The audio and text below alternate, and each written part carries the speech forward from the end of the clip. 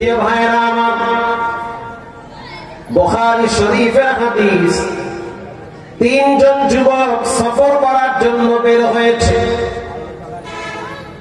মরুভূমির ভিতরে পাথর বালু আর বড় বড় পাহাড়। কিছু দূর অতিক্রম করার পরে লু হাওয়া শুরু হয়ে গেছে, বাতাস শুরু হয়ে গেছে, যার কারণে চোখে কিছুই দেখে না। বাতাসের তীব্রতা এত বেশি, ধুলাবালুগুলো আইসা তাদের চোখের ভিতরে লেগে অনেকেই তো চোখে একেবারে কিছুই দেখতে পায় না। তিনজন যুবক সিদ্ধান্ত নিল যে আশ্রয়ের জন্য গুহায় যেতে হবে। তিনজনই আশ্রয় নেওয়ার জন্য গুহার ভিতরে প্রবেশ করেছে। যখনই গুহায় প্রবেশ করলো, বড় একটা পাথর আইসা গুহার মুখটা আটকে গেছে। এবার তিনজন যুবক শ্বাস টানতে পারে না, চোখেও দেখে না। মানুষ কখনো কখনো এমন এমন বিপদে পড়ে, পৃথিবীর কেউ তাকে দেখে না, দেখে একজন, তিনি হলেন কে?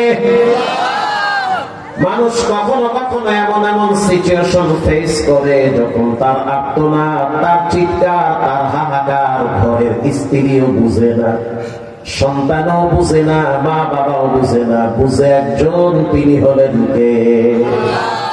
আল্লাহ পাক বুঝে। তিনজন যুবক যখন গুহার ভিতরে আশ্রয় নিল,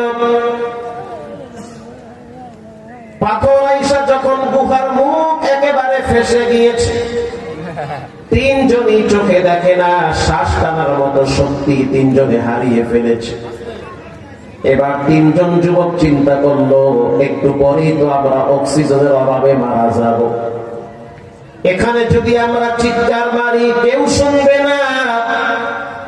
এখানে যদি আমরা মারাও যাই, কেউ দেখবে না।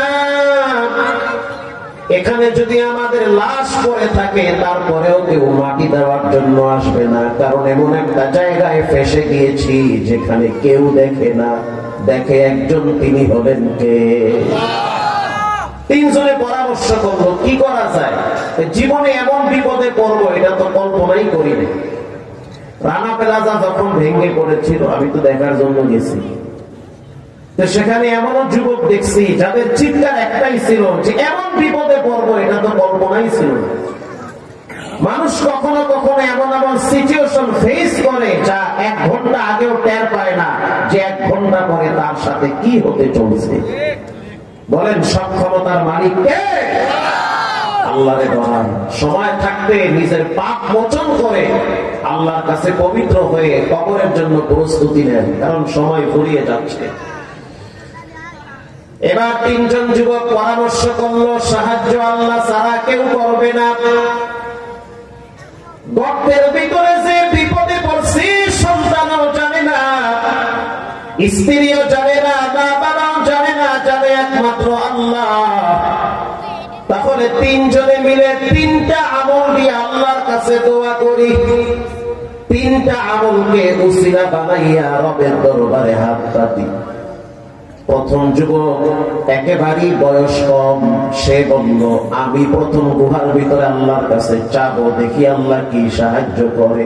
আল্লাহ, এটা হাদিসের কথা, রাসূলুল্লাহ নিজে বর্ণনা করেছেন। এবার প্রথম যুবক গুহার ভিতরে একটা কোনায় 2 হাত তুলে দিয়েছে, চোখের পানি ছেড়ে দিয়ে বলে, আল্লাহুম্মা বাওয়াহু শাইখান কাবীরা। রব্বুল আলামিন, আমি এমন একজন সন্তান, আমি আমার আব্বা আম্মারে বড় ভালোবাসি। সুবহানাল্লাহ।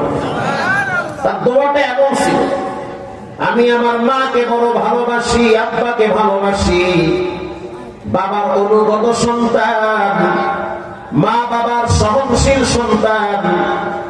প্রতিদিন রাত্রিবেলা বকরির থেকে দুধ দহন করে আমি আমার মাকে পান করাই, বাবারে পান করাই। মা বাবার মুখে বকরির দুধ না দেওয়া পর্যন্ত বাচ্চাদের মুখে আমি দেই না। এমনও দিন গেছে বাচ্চারা আমার মায়ের কাছে আইসা কাঁদতো, তারপরও দুধ দিতাম না যতক্ষণ মাকে দুধ পান না করাইতাম, কারণ আমি আমার মাকে ভালোবাসি, আমি আমার আব্বারে প্রচন্ড পরিমাণ ভালোবাসি। বাবার ভালোবাসাটা আমার দিলটা জুড়ে আছে। ঘটনাক্রমে একদিন রাত্রিবেলা আমি একটা কাজের জন্য দামেস্কে গিয়েছি। আসতে আসতে অনেক রাত হয়ে গেছে। আমি আইসা দেখলাম আমার মা বাবা দুইজনে ঘুমিয়ে পড়েছে। আমি তখন বকরির থেকে দুধ দহন করলাম। দুধ দহন করতে যখনই গেলাম তখন আমার দুইটা বাচ্চা জাগ্রত হয়েছে। জাগ্রত হওয়ার পরে বাচ্চা দুইটা আমার কাছে এসে বলতে আছে, আব্বু তুমি নাই, কেউ আমাদেরকে দুধ পান করায় নাই, অতএব তোমার আওয়াজ পাইয়ে আমরা দুই ভাই বোন জাগ্রত হয়েছে, আমাদেরকে দুধ পান করাও, ক্ষুধার যন্ত্রণায় আমরা অস্থির হয়ে গেছি। রব্বুল আলামিন সেই রাতেও আমি আমার বাচ্চা দুইটারে দুধ না দিয়া মা বাবার ঘুমন্ত মাথার শিয়রে আমি দাঁড়িয়েছিলাম। আমার মা বাবা দুইজনে যখন ফজরের আযানের আওয়াজ পাইয়া জাগ্রত হইল, তখন আমার মা চোখ খুলে দেখলো যে আমি দুধের গ্লাস নিয়ে দাঁড়িয়ে আছি। তখন আমার মা আনন্দে আত্মহারা হয়ে খুশিতে তিনি কেঁদে দিয়েছে। আল বুকাউ মিনাল ফারাহ, মানুষ কখনো কখনো খুশিতে কেঁদে দেয়। কিছুদিন আগে দেখলাম একজন সবজি বিক্রেতার ছেলে সেনাবাহিনীতে চান্স পাইছে। সাংবাদিকরা প্রশ্ন করলো কেমন লাগতেছে, সে কান্না করতেছে আর বলতেছে আজকে আমার কষ্টের কান্না না, এটা হলো সুখের কান্না। সুবহানাল্লাহ, এটা কষ্টের না, এটা খুশির কান্না।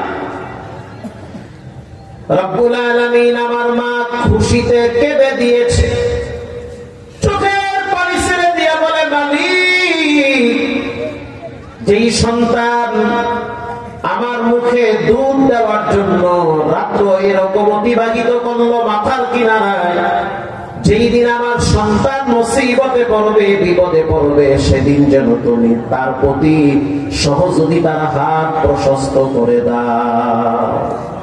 আল্লাহ তুমি তাকে হেফাজত করো।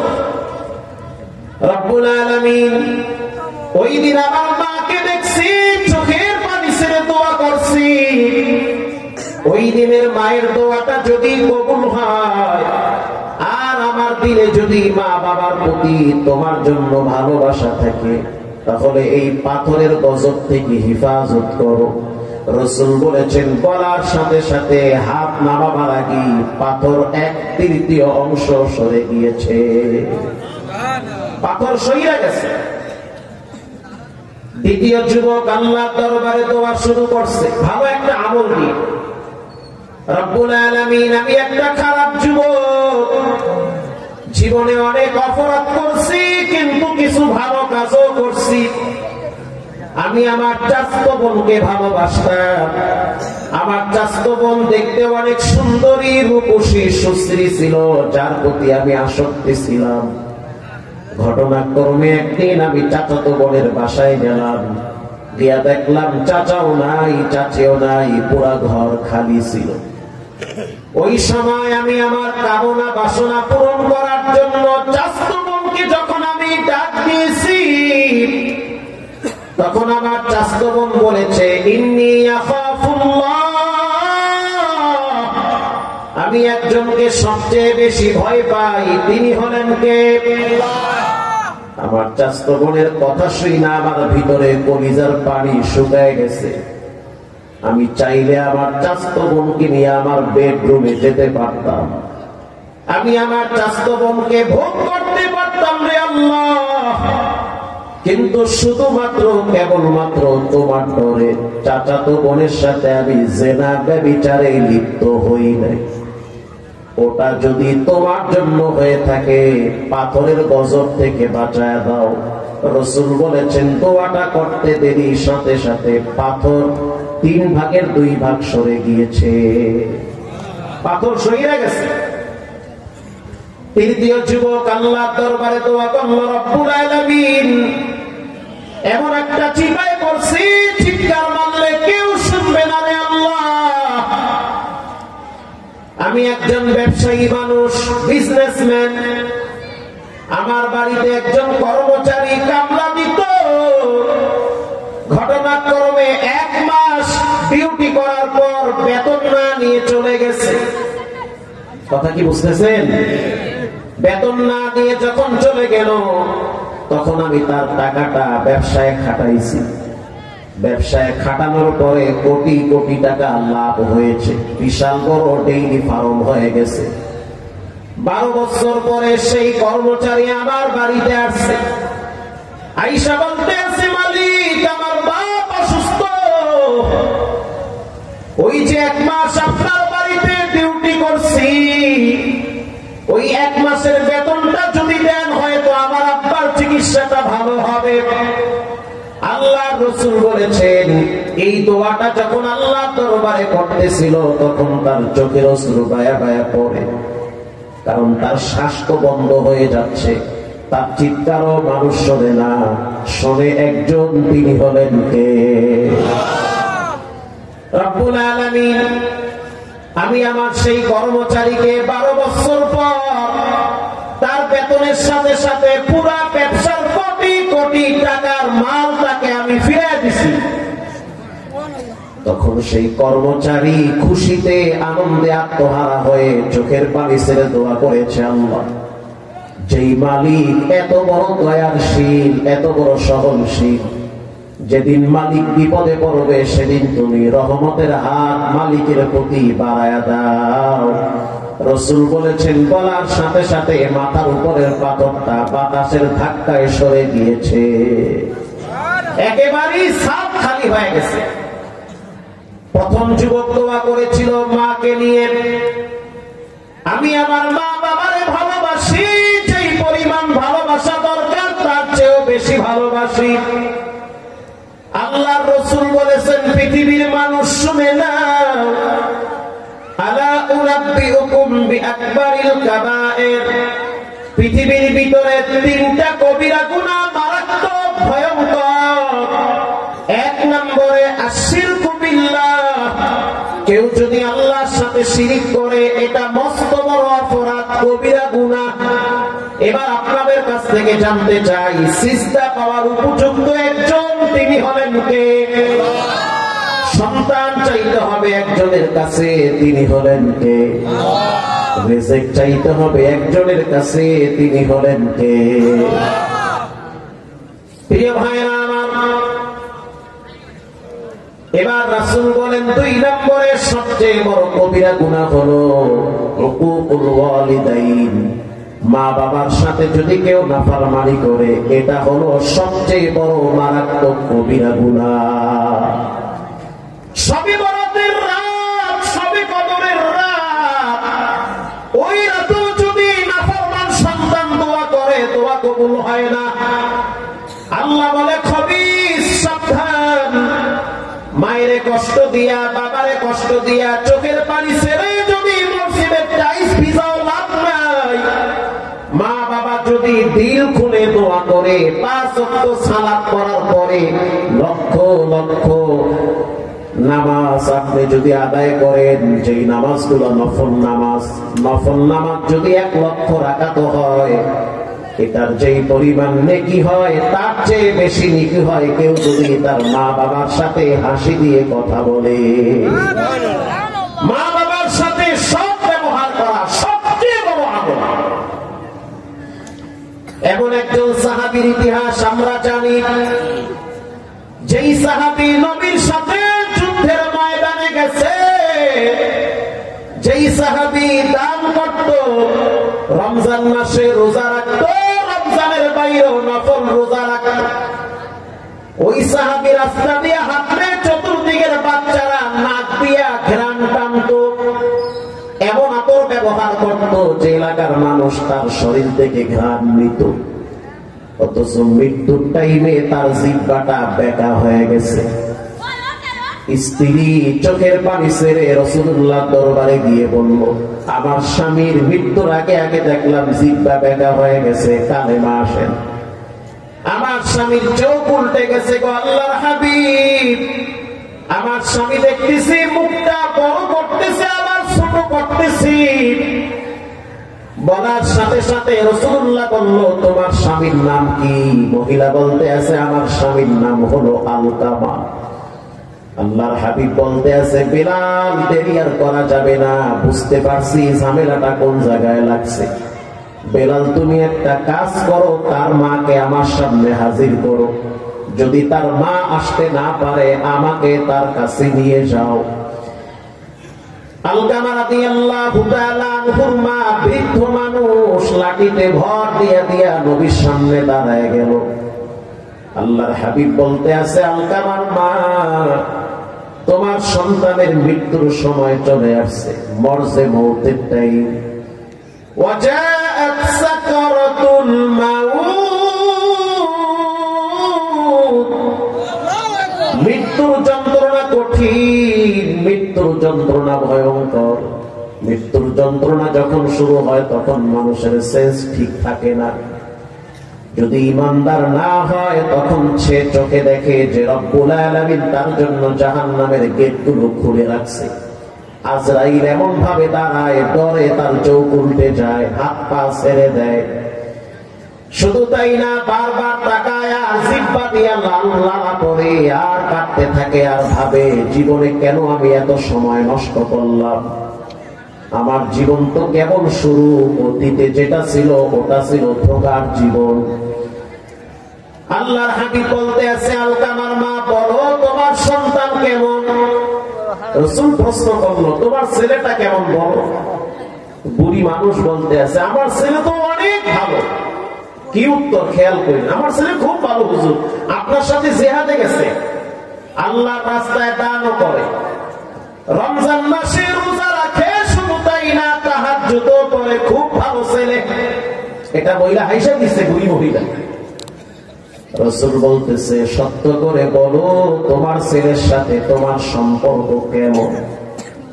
যখনই কথাটা বলল, বৃদ্ধা মহিলা মাথাটা নত করে চেহারা কালো করে ফেলেছে আর বলতে আছে, ইয়া নবিয়াল্লাহ, আমার সন্তানের সাথে আমার সম্পর্ক ভালো না। বইয়ের কথা শুনে আমার কথার মূল্যায়ন করে না, অথচ আমি আমার সন্তানটারে না খাইয়া ওরে খাওয়াইছি। শুধু তাই না, শীতের দিন পায়খানা করে দিত, নিজের হাতে মেথরনির মতো সাফ করছি, গরমের দিন পাখা দিয়া বাতাস করে ঘুম পাড়াইছি। শুধু তাই না, খেজুরের রস গুলা চিবায়া চিবায়া, খেজুর চিবায়া চিবায়া রস বের করে আলকামারে খাওয়াইছি। শুধু তাই না, শীতের দিন আমি আমার সন্তানটাকে নিয়ে মরুভূমির ভিতরে বসে থাকতাম। সকালের সূর্যের তাপ বাচ্চার শরীরের জন্য ভিটামিন, অথচ আমি মা সেই সূর্যের তাপ আমার বাচ্চাটারে মাথায় দিয়ে তাপ দেওয়াইতাম। আল্লাহু আকবার! আমি হইলাম সেই মা। দুঃখ এমন একটা মা আমি, আমার সন্তান এখন বড় হয়েছে, বিবাহ করছে, রক্ত গরম, টাকার গরম, আমলের গরম। এখন দেখি আমার সন্তান বিবির কথার প্রাধান্য দেয়, আমার কথাকে মূল্যায়ন করে না। আমার কলিজাটা ছিদ্র ছিদ্র হয়ে গেছে। যেদিন আমি আমার সন্তানকে দেখছি কাঁদতে, কাজ ফালাইয়া বাচ্চার পাশে গিয়া সান্ত্বনা দিতাম। আমার আলকামা বিবাহ করার আগে একবার বিপদে পড়ছিল, আমার কাছে আইসা বলতেছিল, মাগমা বিপদে পড়ছি, এমন একটা ঝামেলায় পড়ছি, বুঝতে পারছি সমাধানের জন্য তোমার কাছে আসতে হবে। ওগো আল্লাহর হাবিব, আমি রাত্রিবেলা না ঘুমাইয়া যায় নামাজ বিছাইয়া চোখের পানি ছেড়ে আলকামার জন্য রবের দরবারে মাগফিরাত কামনা করছি। আল্লাহু আকবার! সন্তান বড় হওয়ার পরে রক্ত গরম হয়েছে, ঘাড় মোটা হয়ে গেছি। এখন আমার সন্তানকে দেখি বইয়ের সাথে সম্পর্ক ভালো, আমার সাথে সম্পর্ক খারাপ। আমার কথা তার কাছে কেন জানি ভালো লাগে না। আমি নাকি বুড়ি হয়ে গেছি, আমার কথা নাকি এক্সেস হয়ে যায়, মাঝে মাঝে আমার কথা নাকি বেশি হয়ে যায়, আমার কথার ব্যালেন্স ঠিক থাকে না। আমার ছেলে আমারে বলে। আল্লাহর হাবিব বলতে আছে, আলকামার মা, তুমি তো জানো না তোমার ছেলের এখন পরিণাম কি হয়েছে। আলকামার মা চুপচাপ দাঁড়িয়ে আছে, চুপচাপ দাঁড়িয়ে আছে, কিছুই বলে না। রাসূল বলতেছে, আলকামার মা, তোমার সন্তানের জীবনের শেষ দিন হলো আজকে। যদি তুমি ক্ষমা করে দাও তাহলে হয়তো জাহান্নামের আগুন থেকে বাঁচবে।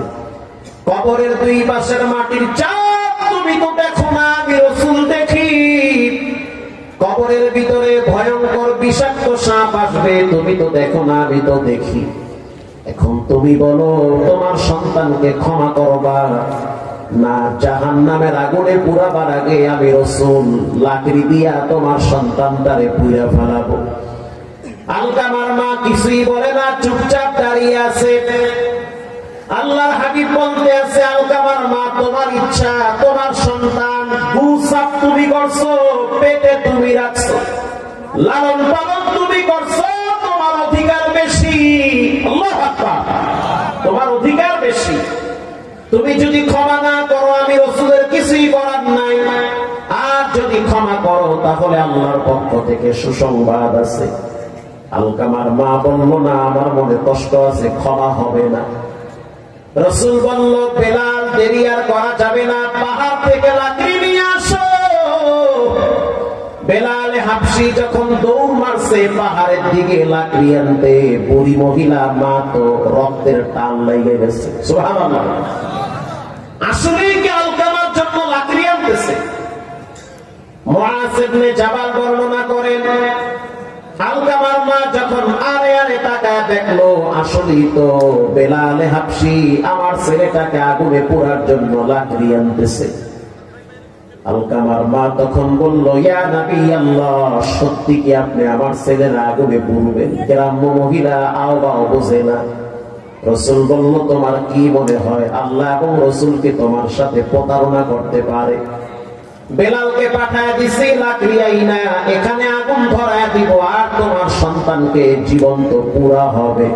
তারপরও চাই তোমার ছেলেকে যেন জাহান্নাম থেকে আল্লাহ বাঁচায় দেয়। আলকামার মা বলতে আছে, ইয়া রাসূলুল্লাহ, যেহেতু আমার সন্তান পেটের ভিতরে আমি রাখছি, সহ্য আমি করছি, ধৈর্য আমি ধরেছি, আপনি স্পষ্ট শুনে নেন, আল্লাহকেও শুনায় দেন, আমি আলকামার মা এই মুহূর্তে আলকামাকে ক্ষমা করে দিয়েছি, ক্ষমা করে দিয়েছি। রাসূল বলল, বেলাল, যেতে হবে না, তাড়াতাড়ি আলকামার খবর নিয়ে দেখো কেমন আছে। বেলাল হাবশী চলে গেল আলকামার বাড়িতে। দরওয়াজার সামনে যখন পা রাখছে, চিৎকার মেরে আলকামা বলতে আছে, লা ইলাহা ইল্লাল্লাহু মুহাম্মাদুর রাসূলুল্লাহ সাল্লাল্লাহু। চিন্তা করছে, একজন সাহাবী, মায়ের সাথে সম্পর্ক দূরত্ব, যার কারণে জিহ্বায় কালেমা পেঁচায় গেছে, কালেমা আসে না, আল্লাহ পাক আটকায় দিয়েছে। না, ওই জায়গা ঠিক রাখতে হবে। আল্লাহকে যদি খুশি করতে চান, মা বাবাকে খুশি করতে হবে। কথা ঠিক না বেঠিক? সারাদিন রোজা রাখবেন, সারা রাত তাহাজ্জুদ করবেন, এতে যেই পরিমাণ নেকি মায়ের সাথে হাসি দিয়ে কথা বললে এর চেয়ে বেশি নেকি জমা হয়ে যায়। যাদের টাকা পয়সা নাই, ঘরে গিয়ে মায়ের চেহারা দেখেন। যাদের অর্থ নাই, হজ করা, আব্বার দিকে তাকান আর ভাবেন যে এই লোকটাই তো ছোট থেকে আমাকে বড় বানাইছে। যখন হাঁটার মতো শক্তি ছিল না, চলার মতো শক্তি ছিল না, এই দুইজনের মাধ্যমে আল্লাহ আমাকে নিরাপত্তা দিয়েছে। এদের ভালোবাসার সামনে আমার ভালোবাসা টিকবে না। পৃথিবীর প্রত্যেকটা মা তার সন্তানকে নিজের জীবনের চেয়ে বেশি ভালোবাসে। আমার চোখে দেখা, আল্লাহ সাক্ষী রেখে বললাম, 2014 সালে সুন্দরবন লঞ্চে পত্রিকায় আসছে, মা আর বাচ্চা শুয়ে আছে, যাবে বরিশালে। রাত 3টার সময় হঠাৎ বাচ্চাটার ঘুম ভেঙে গেছে, তার মানে আজরাইল তার ডাকতেছে, তার মৃত্যু হবে এইভাবে। আজরাইলের পার্লামেন্টের সিদ্ধান্ত হয়ে গেছে আল্লাহর যে আজকে তার জান কবজ হবে। তো বাচ্চাটা মায়ের পাশ থেকে উঠা, 4 বছরের বাচ্চা, উঠা একা একা জুতাও পড়ছে, এটাও সিসি ক্যামেরায় দেখছি আমরা। জুতা পইরা হাইটা গেছে লঞ্চের পিছনে। রাত 3টা, ম্যাক্সিমাম মানুষ ঘুমায়। যিনি সারাইমেন তিনি বসে আছে, যারা উপরে মেশিন চালায় তারা বসে আছে। তো বাচ্চা হাঁটতে হাঁটতে একেবারেই লঞ্চের পিছনে গেছে। লঞ্চের পিছনে যাওয়া যায় যেখানে খুব রিস্ক থাকে, উঁচু করা যায়, পানিগুলো পড়ে, এরকম একটা খালি জায়গা আছে না, একেবারেই পিছনে। এই বাচ্চা ওখানে গিয়ে দেখতেছে পানি পড়তেছে। ওই পানি না গরম না ঠান্ডা, মিডিয়াম আরামদায়ক পানি। তো বাচ্চাদের স্বভাব হলো পানিতে হাত দিলে ওরা আরাম পায়। তো 2-3 মিনিট পানি নিয়ে খেলাধুলা করলো। এর ভিতরে এক মুরব্বী আসতে আসতে, বয়স্ক মানুষ আসতে আসতে বাচ্চাটা কলার সোলার উপরে পা রাখছে। কলার সোলায় যখন পা দিল, স্লিপ গাইটা বাচ্চাটা সেই বুড়িগঙ্গায় পড়ে গিয়েছে, মেঘনা নদীতে। কিন্তু আল্লাহর কি কুদরত, জুতাটা ঝুলতেছিল, ওটা দিয়ে মায়ের কষ্ট আরো বাড়তেছে। জুতা যখন ঝুলতেছিল, কলার সোলা অর্ধেক ঝুলা করছে, বাকি অর্ধেক লঞ্চের সাথে লেগে আছে, আর জুতাটা ঝুলতেছে। তো মায়ের একটু পরে যখন ঘুম ভেঙে গেল, মা তো ঘুরতে ঘুরতে পিছনে গেছে। পিছনে গিয়ে যখন দেখলো তার বাচ্চার জুতা ঝুলতেছে, বুঝতে আর বাকি নাই, বাচ্চা পানিতে পড়ছে। ওই সময় মা চিৎকার মেরে জুতা বুকে নিয়ে পানিতে ঝাঁপ দিয়েছে। পরের দিন সেই কীর্তন খোলা নদীর কিনারায় জেলেরা মা আর বাচ্চার লাশ একসাথে উঠেছে। তাহলে চিন্তা করেন, বাচ্চা যখন পানিতে পড়ে, মা নিজের জীবনের মায়া না করে সেও পানিতে ঝাঁপ দেয়। এজন্য সন্তান মারা গেলে বাপ কবরে যাবে, মা কবরে যেতে পারবে না, নিষেধ। কারণ কোন বাচ্চা যখন কবরে শোয়ানো হয়, তখন পৃথিবীর কোন মা সহ্য করতে পারে না। মা যাবে বাচ্চাকে শোয়াবার আগে আমারই শোয়া দাও। এজন্য রাসূল বলেছেন, সবচেয়ে বড় কবিরা গুনাহ হলো যারা মা বাবার সাথে বেয়াদবি করে। আল্লাহ আমাদেরকে হেফাজত করুক, আমিন বলেন। বর্তমান বাইতুল্লাহ শরীফের একজন ইমামের নাম হলো শাইখ আব্দুর রহমান সুদাইসি। যার তেলাওয়াত শুনে নাই এমন কোন হিন্দু পাওয়া যাবে না। 36 বছর পর্যন্ত যিনি বাইতুল্লাহর ইমাম, রমজান মাসে তারাবি পড়ায়, বাকি দিনগুলায় তিনি নামাজ পড়ায়। 36 বছর তিনি সুনামের সহিত কাবার প্রধান ইমাম। গত রমজানে উমরা সফরে দেখলাম সাংবাদিকরা প্রশ্ন করল, ও বাইতুল্লাহর ইমাম, এত সম্মান কেমনে পাইলেন? পৃথিবীর ভিতরে সবচেয়ে সম্মানিত জায়গা হলো খানায়ে কাবা, আর এই বাইতুল্লাহর মতো জায়গায় আপনি 36 বছর ইমামতি করেন।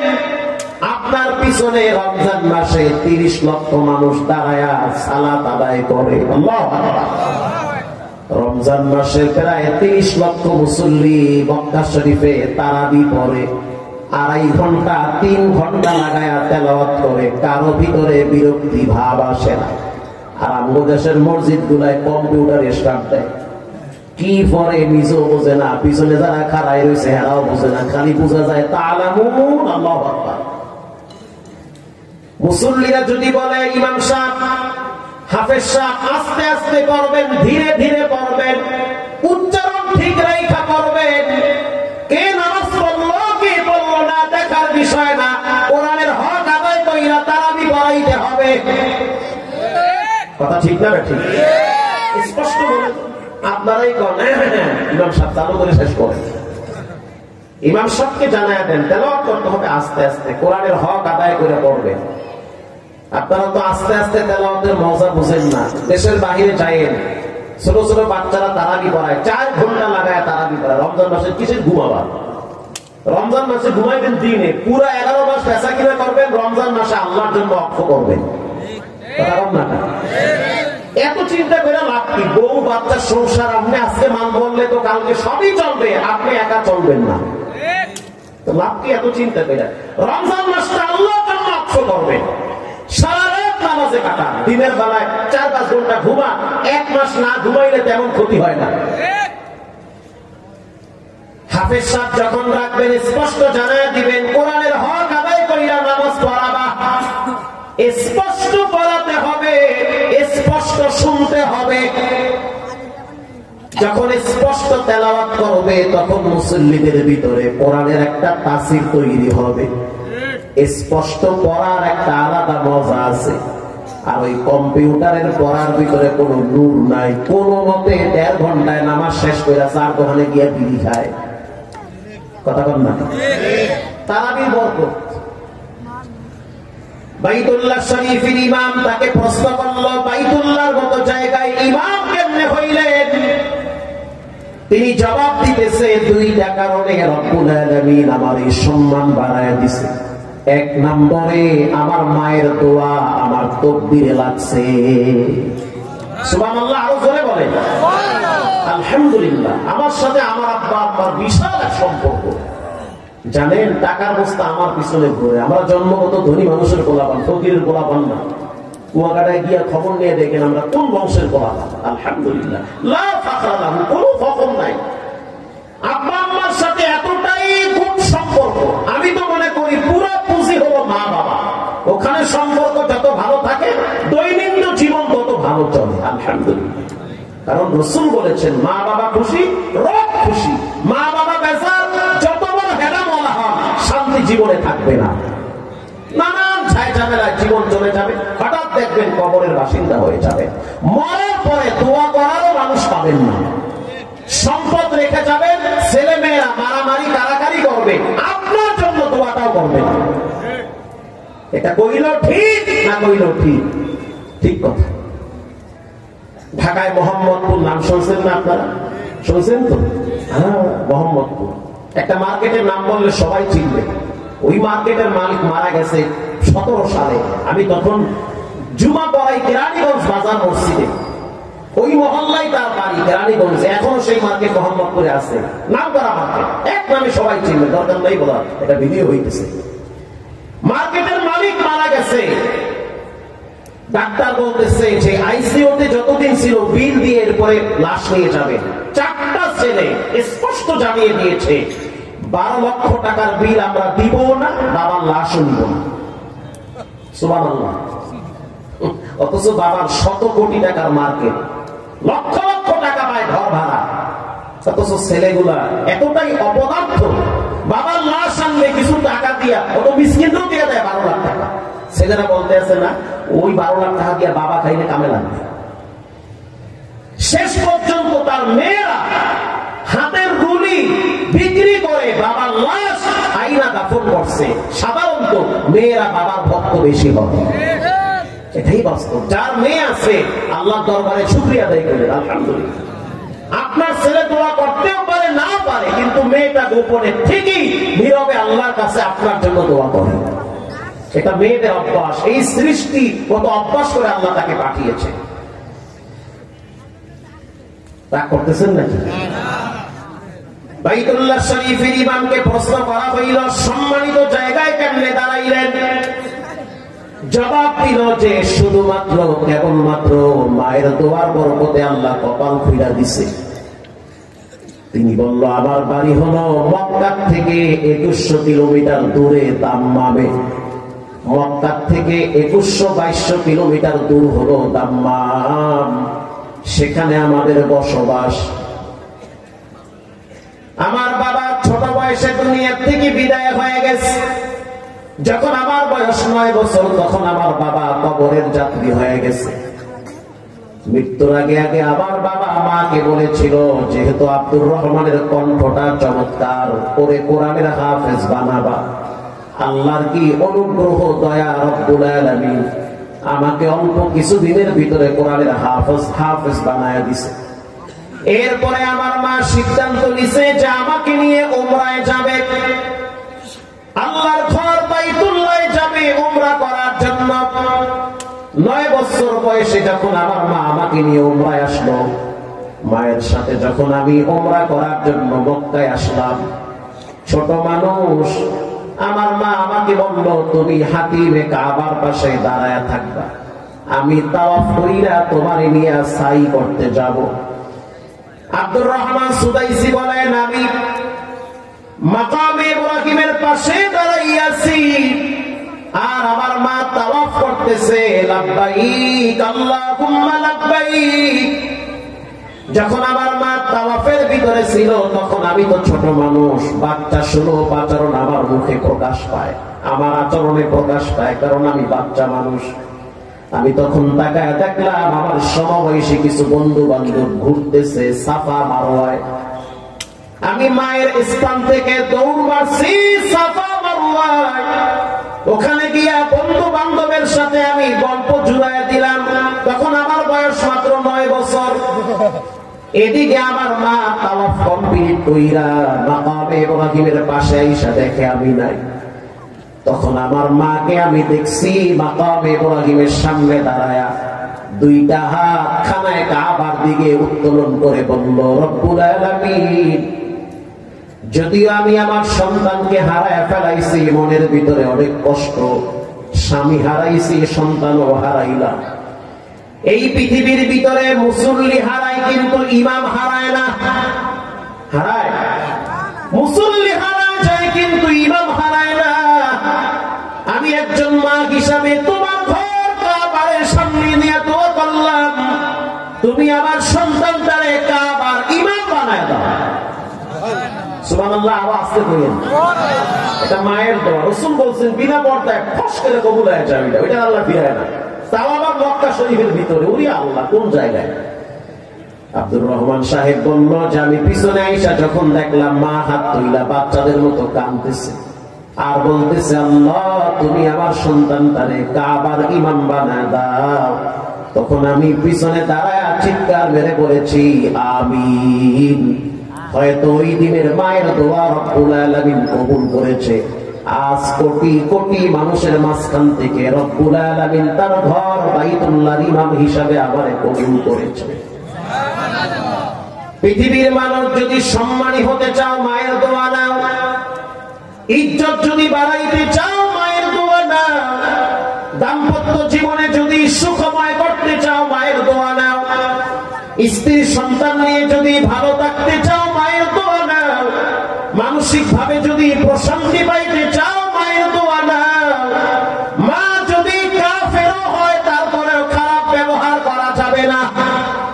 মা যদি পতিতালয়ের বেশ্যাও হয় তারপরও সে তোমার মা।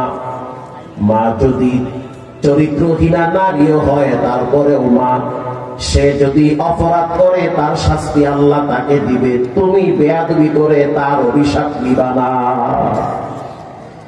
ইব্রাহিম আলাইহিস সালাম তিনি একজন নবী, তার বাপ ছিল কাফের। কথা কি দুইজনের ভিতরে কোরআনে আছে? কষ্ট হয় আপনাদের? ইব্রাহিম নবীর বাবা কাফের, অথচ ইব্রাহিম তো শ্রেষ্ঠ নবী আল্লাহ। মিল্লাতা আবিকুম ইব্রাহিম হুয়া সাম্মাকুমুল মুসলিমিন। ইব্রাহিম আলাইহিস সালাম তার বাবারে দাওয়াত দিতেছে। খেয়াল করেন কেমন দাওয়াত। ইয়া আবাতি লিমা তা'বুদু মা লা ইয়াসমা'ু ওয়া লা ইউবসিরু ওয়া লা ইউগনি আনকা মিনাল্লাহি শাইআ। আব্বা, যেই মূর্তির সামনে আপনি মাথা নত করেন, ওরা তো কানে শুনে না, চোখেও দেখে না, আপনার ভালো খারাপ কোনো কিছুই করতে পারবে না। বলেন পারবে? পারবে না। তো কেন আপনি এটা করেন? ইব্রাহিম নবীর বাবার নাম ছিল আযর। বাবার নাম কি? আযর। নমরুদের চামচা।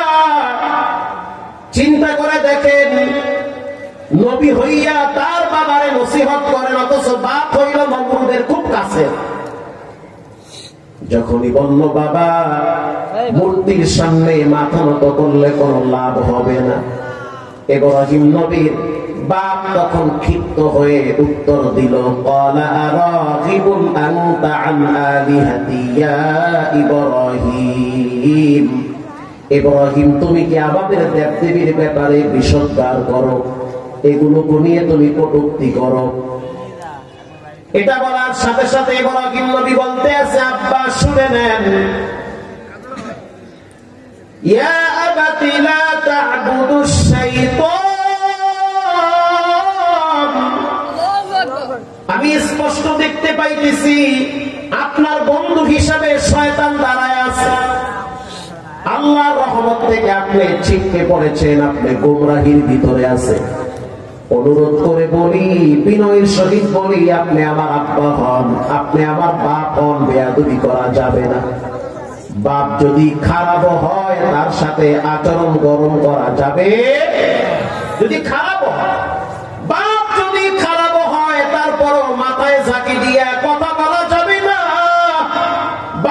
যদি সমাজের চরিত্রহীন লম্পট হয়, তারপরও সে বাপ।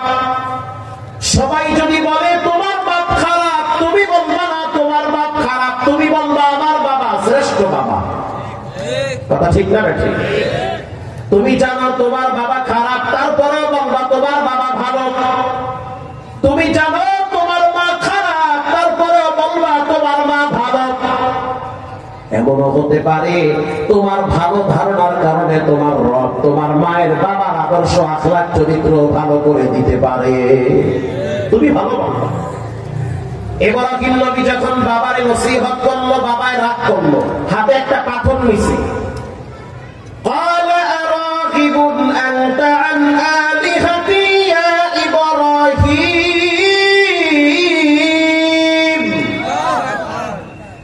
ইব্রাহিম, তুমি যদি আমাদের দেব-দেবীর ব্যাপারে দ্বিতীয়বার কোনো বাজে মন্তব্য করো, পাথর কিন্তু তোমার মাথায় মারবো।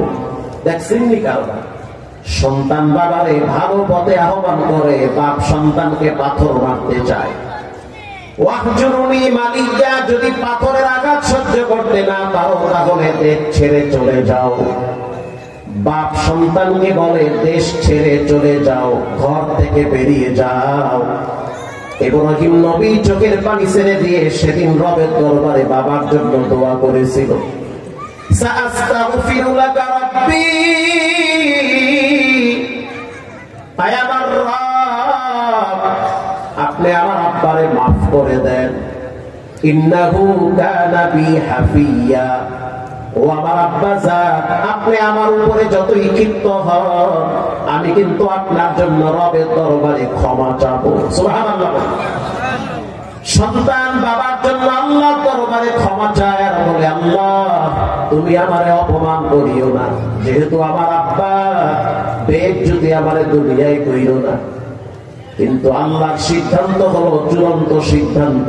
হেদায়েতের মালিক কোন নবীও না, হেদায়েতের মালিক কে? আল্লাহ পাক ইব্রাহিমের নবীর দোয়া কবুল করে নাই।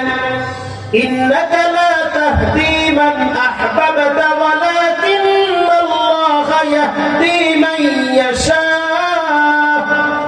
হেদায়েতের মালিক পৃথিবীর কেউ না, হেদায়েতের মালিক একজন, তিনি হলেন কে? আল্লাহ। ইব্রাহিম নবীর বাবা কিন্তু হেদায়েত পায় নাই। লূত নবীর বাবা লূত নবীর স্ত্রী কিন্তু হেদায়েত পায় নাই। নূহ নবীর সন্তান কেনান কিন্তু জাহান্নামে যাবে, হেদায়েত পায় নাই। এমনকি আপনার আমার প্রিয় নবী মুহাম্মদুর রাসূলুল্লাহ সাল্লাল্লাহু আলাইহি ওয়াসাল্লাম, যাকে আদর যত্ন তার চাচা করেছিল আবু তালেব, এমনকি রাসূলুল্লাহর বিবাহের খুতবা পড়েছে আবু তালেব, রাসূলুল্লাহকে নিরাপত্তা দিয়েছে আবু তালেব। সেই আবু তালেবকে রাসূল তার কোলের উপরে মাথা রাইখা কানের কাছে মুখ নিয়ে বলেছিল, চাচা একটা বার শুধু বলেন মুহাম্মাদান আবদুহু ওয়া রাসূলুহু, আমি আল্লাহর নবী, একটা বার বললে পৃথিবীর কেউ শুনবে না, আমি শুনবো আর আমার রব শুনবে, আর কেউ শুনবে না। মক্কার কেউ জানবে না যে আপনি আমার উপরে ঈমান আনছেন, আপনি গোপনে বলেন আমি নবী। জানতে চাই তার চাচা কি ঈমান আনছে? আনছে? আনে না। তাহলে চিন্তা করে দেখেন, নবীর চাচা হইয়াও ঈমান আনে না, তো বিষয়টা এমন। একই ঘরে বসবাস করবেন, বাবাই যাবে জান্নাতে, ছেলে যাবে জাহান্নামে। একই ঘরে বসবাস করবেন, এক ছেলে যাবে জান্নাতে আর এক ছেলে যাবে জাহান্নামে। হেদায়েতের মালিক আপনিও না, আপনার বাবাও না, হেদায়েতের মালিক একজন, তিনি হলেন কে? ইব্রাহিম নবী তার বাবার ব্যাপারে রব্বুল আলামিনের দরবারে দোয়া করছে, কবুল হয় নাই। আল্লাহর দরবার থেকে সেই দোয়াকে প্রত্যাখ্যান করা হয়েছে, কবুল হবে না। কিয়ামতের দিন ইব্রাহিম নবীর বাবাকে আল্লাহ পাক কালো একটা প্রাণী বানাবে, তার বাবার আকৃতি সেদিন দিবে না, কারণ ইব্রাহিম নবী বাবার চেহারা দেখলে সেদিন কষ্ট পাবে। চেহারাটা থাকবে না, থাকবে শুধু প্রাণীর আকৃতি। ইব্রাহিম নবীর সামনে ফেরেশতারা তার বাবার পায়ের ভিতরে শিকল লাগাইয়া টানতে টানতে জাহান্নামে নিয়ে যাবে, ইব্রাহিম নবী বুঝতে পারবে না। আল্লাহু আকবার।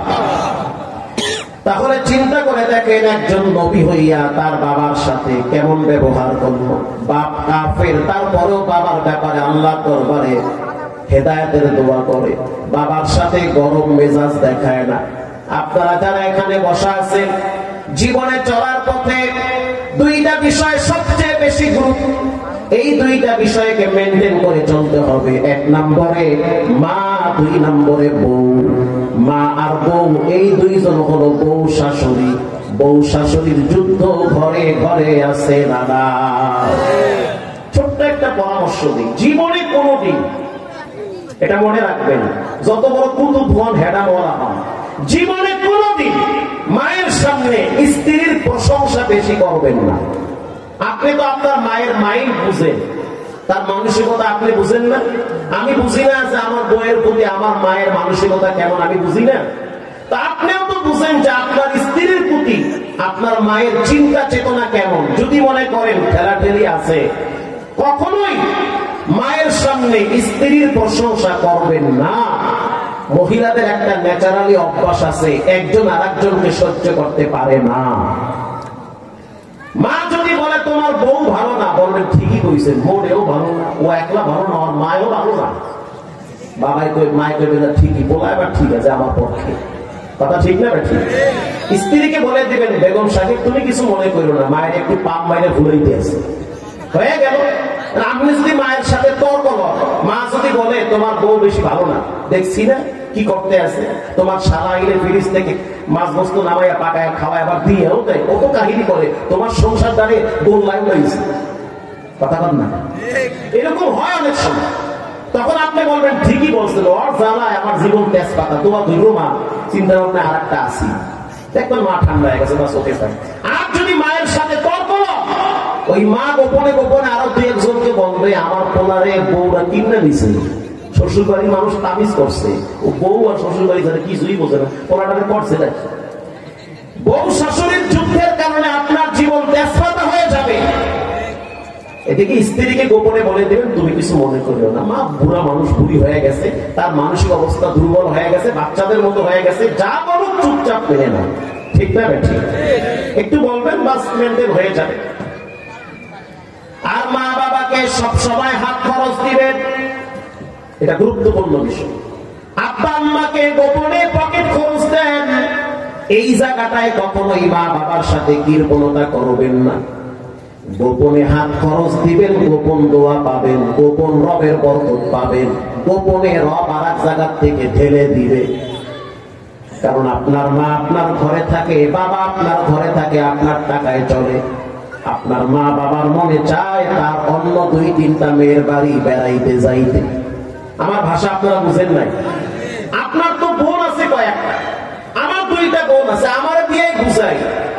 আমার দুইটা বোন আছে, দুই বোনের ঘরে বাচ্চা কাচ্চা মাশাআল্লাহ কম না মেলা। এখন আমার তো মা 3 দিন পর পর বোনের বাড়ি দৌড় মারে, তো বোনের বাড়ি গেলেই তো নাতিরা জড়ায় ধরে, কি আনছো তুমি, তোমার পোলায় তো অনেক বড় বক্তা, কি আল্লাহ তুমি মশারা কই। তখন যদি তার নানি কিছু দিতে না পারে, মনের ভিতরে কষ্ট পায়, কথা বল না কা। তা আমার অর্থের থেকে কিছু অর্থ যদি মা বাবা গোপনে না পায়, এই অর্থ দিয়ে হবে কি? এত কষ্ট করে টাকা কামাই করে লাভ কি, যে আমার টাকা আমার আব্বা আম্মা যদি গোপনে কিছু না পায়। আপনার বাপ যখন বাজারে যায়, চায়ের দোকানে বসে, তার কি ফ্রেন্ড সার্কেল নাই? তার তো বন্ধু বান্ধব আছে। গোপনে 500 টাকার নোট পকেটে ঢুকায় দেন, কারণ তারও মনে চায় গোপনে চায়ের দোকানে বন্ধু বান্ধবের চায়ের বিল দিতে। ওই 500 টাকা যে গোপনে দিয়া দিলেন, গোপনে রবের দরবারে কঠিন একটা দোয়া করবে, যেই দোয়ার বরকতে রব্বুল আলামিন অদৃশ্যভাবে রিজিকের ব্যবস্থা করে দিবে। আমি যেখানে জুমা পড়াই, অনেক মুরব্বীদের সাথে আমার বেশি সম্পর্ক, এই সুখ দুঃখের কথা বলে, তো দুই একজনের সাথে এত সম্পর্ক। আমি তাকে বলি, এত সুন্দর জামাটা গাই দিয়ে আইছে, এ জামা দিছে কিনা? হুজুর আমার পোলায় বানাইছে, মার্কেটে গিয়ে আমার নিয়ে গেছে সাথে। সবচেয়ে দামি কাপড়ের জামা আমার আব্বারে পরাবো, আমার পোলা কলিজা, ও তো ফেরেশতার চেয়েও সম্মানী। এই কথা যদি বাপ ছেলের ব্যাপারে বলে, বুঝতে হবে ছেলে আল্লাহ ওলি। কে কি বললো, কে কি ভাবলো দেখার টাইম নাই। আমি আমার মা বাবার কাছে ভালো থাকতে চাই। কথা আসতে বলবেন না, চলে বলেন, ঠিক না বেঠিক? কে কি বললো, কে কি ভাবলো, এটা দেখার বিষয় সবকিছু পরে। আমি আমার আব্বা আম্মার কাছে ভালো থাকতে করতে চাই তারা যেন এমন ভাবে মৃত্যুবরণ করে যে তারা আমার উপরে সন্তুষ্ট আছে। এজন্য রব্বুল আলামিন বলেন ইয়াসআলুনাকা মাযা ইউনফিকুন।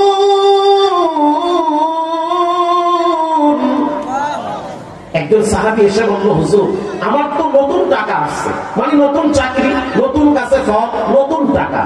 কথা কি বুঝতেছেন? নতুন চাকরি পাইছি, এখন আমার টাকা আমি কই ব্যয় করব? আল্লাহ পাক বলেন, নবী আপনি জানায় দেন, কুল মা আনফাকতুম মিন খায়রিন ফালিল ওয়ালিদাইনি ওয়াল আকরাবিন। টাকা পয়সা ব্যয় করার প্রথম খাত হলো মা আর বাবা। সুবহানাল্লাহ বলেন। টাকা নতুন চাকরি করতেছে, মাস শেষ টাকা পান 20,000, 30,000, 50, 1,000 টাকা আব্বারে দিলে কি হয়? চকচকে একটা নোট বাবা পকেটে ঢুকায় দেন, গোপনে দিবেন, আপনার ছেলে মেয়ে স্ত্রী কেউ যেন না জানে। আর আমি তো মনে করি প্রত্যেকটা যুবকের এক একটা গোপন ফার্ম থাকা দরকার। কথা ঠিক যাবে? কেন ঠিক এটা বলতে সময় লাগবে, সংক্ষেপে বলি। আমার যেমন আমার দিয়ে বুঝাই, আমার একটা গোপন নাই বাক্স আছে ছাত্র জীবন থেকে, নাই বাক্স, মানে ওই বাক্সের খবর পৃথিবীর কেউ জানে না। জানেন কে? কেউ জানে না। ও কত আছে, 500 হোক, 1000 হোক, 10,000 হোক, কেউ জানে না। এখনো যেমন কত কি কোথায় আছে এটি সব ঘরের মানুষ জানে না। কেন জানে না? এই জন্য জানে না, আমার তো একটা ব্যক্তিগত লাইফ আছে, আছে না? আমাকে তো চলতে হবে আমার অনেককে নিয়ে। আমার মা আছে, বাবা আছে, বোন আছে, দুলা ভাই আছে, চাচতো ভাই আছে, মামাতো ভাই আছে, ফুফাতো ভাই আছে। কখনো কখনো তাদেরকে আমাকে দেখতে হয়, আপনাকেও দেখতে হবে। আপনার বোন অসুস্থ, ব্যাংকে টাকা আছে 1 লাখ, ম্যাডামও জানে, আপনিও জানেন। এখন মা ফোন দিয়ে বলছে যে তোমার বোন তো অসুস্থ, একটু সহযোগিতা করো। রক্তের তো টান, না দিয়ে পারবেন? কথা বল না, দিতে হবে। 10,000 টাকা হলেও দিতে হবে সহযোগিতার জন্য। একেবারে কম দিলেও তো 10,000 টাকা দেওয়া লাগবে। যদি শোনেন বোনটার বাচ্চা হইতেছে, কষ্ট হইতেছে, ওখানে সিজারে বাচ্চা হচ্ছে, বিভিন্ন আনুষঙ্গিক চার্জ আছে, দুলাভাই দুর্বল মানুষ, 1 লক্ষ টাকার থেকে 10,000 টাকা যে বোনকে দিলেন, এটা যদি ঘরের ম্যাডাম জানে, ঘরে তোলপাড় শুরু হবে। কথা কন না কা? ওই যে আরেকজন হাসতে আছে, তার মানে কথা ঠিক। আর যদি ম্যাডামরে বলেন যে না আমি দেই নাই, তো 10,000 টাকা গেল কই? তুমি কি নতুন আর একটা সংসার পাতাইছো? তোমার কি আর মাইয়া বলা আছে? হ্যাঁ, আমি বলবো কিন্তু সব করলাম, তো 10,000 টাকা করছো কি? এই যে প্যারা, এই প্যারার কারণে অফিসার গিরি, জমিদার গিরি, হাজিগিরি সব শেষ। এটা একটা ভয়ঙ্কর প্যারা। তার চাইতে গোপনে কিছু আছে, গোপনেই থাক, গোপন ভাবে খরচ করবেন রিল্যাক্সে। চাচতো ভাইকে, মামাতো ভাইকে, ফুফাতো ভাইকে, চাচা অসুস্থ, বোন অসুস্থ, বোন জামাই অসুস্থ, ভাগনা ভাগ্নে অসুস্থ, দেন কিছু দিতে গেলে এই যুগে ঘরের মানুষকে ঠিক রাখা যাবে না। এই বয়ান করলে তো মহিলারা আমার উপরে ঠিক আছে, হুজুর কি করে নেবে? আপনি যা কামাইবে সবাই না আমারে দেবে, আমি হিসাব করে ঘর ভাড়া দেবো, হিসাব করে আরে বিড়ি খাওয়ার টাকা দেবো।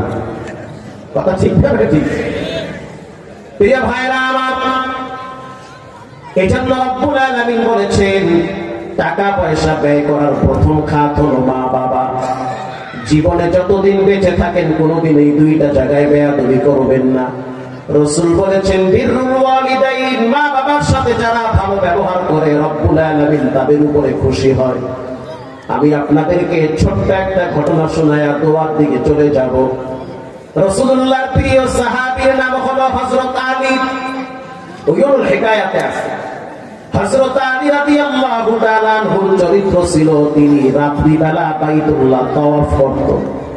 যখন মানুষ ঘুমিয়ে যেত তখন তিনি নীরবে একা একা আল্লাহর ঘর তাওয়াফ করতেন। ঘটনাক্রমে একদিন তার সন্তান হযরত আলী রাদিয়াল্লাহু তাআলা আনহুর সন্তান হযরত হাসান রাদিয়াল্লাহু তাআলা আনহু আলী রাদিয়াল্লাহু তাআলা আনহু মানে তার বাবার সাথে তাওয়াফে গেল।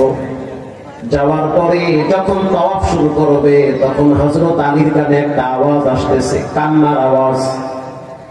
হযরত আলী রাদিয়াল্লাহু তাআলা আনহু প্রশ্ন করল, সন্তান কে কাঁদতেছে? নীরব এক চাপা কান্না। এই চাপা কান্নার ভিতরে অনেক কষ্ট লুকিত আছে। এক একজনের কান্নার ধরন এক এক রকম। হাসান রাদিয়াল্লাহু তাআলা আনহু বলল, বাবা তাওয়াফ করবেন না, আমি তার খোঁজে যাব। হযরত আলী বলতে আছে তাওয়াফ করে হবে, তার সংবাদ নাও, তার খোঁজ খবর লাগাও, সে কোথায় কাঁদে। হাসান রাদিয়াল্লাহু তাআলা আনহু খুঁজতে খুঁজতে গিয়া দেখলো মাকামে ইব্রাহিমের পিছনে ছোট্ট একটা জায়গা, সেখানে একজন যুবক সেজদায় পড়ে রবের দরবারে বাচ্চাদের মতো কাঁদতেছে আর বলতে আছে আল্লাহ এমন কষ্টে রাখছেন, না পারি বলতে, না পারি সহ্য করতে, এমন কষ্টে আছি পৃথিবীর কেউ বুঝে না যে আমি কষ্টে আছি। আমার বোবা কান্না চিৎকারের আওয়াজ আপনার আরশে আজিমে তো পৌঁছে। আল্লাহ ও অশান্ত দিল শান্ত করার মালিক আল্লাহ, আপনি তো জানেন আমার জীবনে কি ঘটেছে। হাসান রাদিয়াল্লাহু তাআলা আনহু যুবকের ঘাড়ে হাত দিয়ে বলল মাথা উঠাও, তোমাকে রাসূলুল্লাহর সাহাবী হযরত আলী ডাকতেছে। এবার সেই যুবক হযরত আলীর সামনে দাঁড়াইল। হযরত আলী প্রশ্ন করল মা ইউবকি কাইয়া শাবাব, কি হয়েছে, কেন কাঁদো? যুবক বলতে আছে নবীর সাহাবী আলী শুনে নেন, আমি এজন্য কাঁদতেছি, জীবনে একবার আমি বাবার সাথে বেয়াদবি করছি, বাবার বরদোয়া আমার জীবনে লাগছে, এমন কষ্টে আছি, না পারি বলতে, না পারি সহ্য করতে, নীরবে আমার জীবন তুষ হয়ে যাইতেছে। হযরত আলী বলতেছে তুমি কি আরবি না আজমি? বলে আমি আরবি। তোমার বাড়ি কোথায়? বলে আমার বাড়ি মক্কা থেকে 3 কিলোমিটার দূরে। এই যে সামনে আগাইলে বাগানগুলো দেখতে পান, এগুলো হইল আমার বাবার বাগান। আমি আজ থেকে কয়েক বছর আগে মদ পান করতাম, বেলাইনে ছিলাম, মদ পান কইরা যখন ঘরে আসতাম আব্বারে দেখতাম বারান্দায় বসে বসে কান্না করত আর বলতো রব্বুল আলামিন এমন একটা সন্তান দিলেন যেই সন্তানটা নবীর জমানায় নবীর দেশে বসে বসে মদ পান করে। এটা বলার সাথে সাথে আমি আমার আব্বার উপরে চড়াও হইতাম, কারণ আমি তখন মাতাল ছিলাম। তখন আমার আব্বা বলতো সন্তান সাবধান, এই জমিনে আবু বকর, ওমর, ওসমান, আলী, এই জমিনটা বড় দাবি জমিন, অথচ এই জমিনে দাঁড়ায় তুমি মদ পান করো, কলিজা কি একটা বারো কাঁপে না? আল্লাহর ধরার থেকে বাঁচতে পারবা না। এটা বলার পরে আমি আমার আব্বার উপরে খেজুর গাছের ঠাল ভাঙা যখন পিঠের উপরে আঘাত করছি, আমার আব্বার পিঠে যখন আঘাত করলাম, বাবার পিঠের চামড়া গুলা ফাইটা আলাদা হয়ে গেছে। তখন আমার আব্বা বাইতুল্লাহর দিকে ফিরে চোখের পানি ছেড়ে দিয়ে বলেছিল আল্লাহ, যেই সন্তান শক্ত হাতে আমার পিঠে আঘাত করেছে, প্রহার করেছে, এই সন্তানকে তুমি এমন ভাবে মৃত্যুর আগে শাস্তি দিবা যেই শাস্তি পৃথিবীর মানুষ যেন না দেখে। আল্লাহু আকবার। হযরত আলী বলতে আছে তোমার এমন কি কষ্ট, দেখি তো ভালোই আছো। এটা বলার সাথে সাথে যুবক বলতে আছে আলী আপনি আমার পিঠের জামাটা উঠায়া দেখেন। যখন পিঠের জামা উঠাইছে তাকায়া দেখলো সারা শরীরের ভিতরে ছোট ছোট ফোঁড়া। হযরত আলী বলতে আছে ছোট ফোঁড়া ব্যথা করে, বলে মৃত্যুর যন্ত্রণা এর চেয়ে ভালো। আল্লাহু আকবার। আমি বুঝতে পারছি নিঃসন্দেহে এটা আমার আব্বার অভিশাপ। এজন্য একেবারে শেষ কথা হলো, মা বাবার সাথে বেয়াদবি করলে শাস্তি দুনিয়ায় পাওয়া লাগে।